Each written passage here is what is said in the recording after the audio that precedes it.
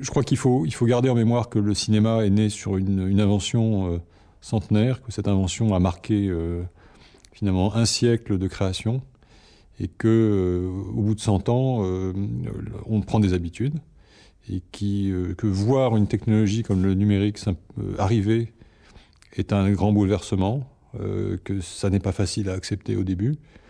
Il faut se l'approprier, il faut du temps.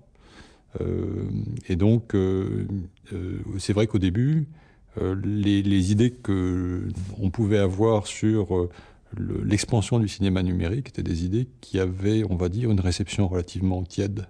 Les acteurs du marché ne percevaient pas ce que le numérique pouvait apporter.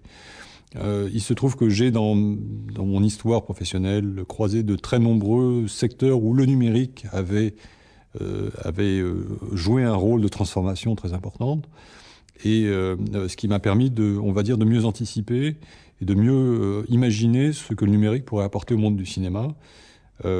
Ceci croisé avec une analyse des technologies, des coûts, m'a permis de comprendre que le numérique était aujourd'hui une solution qui était à la portée et qui était, on va dire, à la porte du marché du cinéma.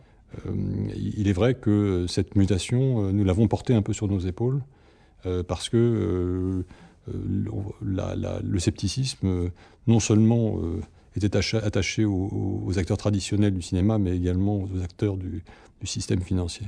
Le monde bancaire et financier a été très compliqué, très, très difficile à convaincre de la validité de notre vision. Depuis quelques mois, les choses ont changé. Aujourd'hui, nous avons accueilli dans notre capital 2 investisseurs en fonds propres qui nous ont permis d'accéder à des ressources financières beaucoup plus importantes et qui font changer, on va dire, la perception du monde financier à notre égard.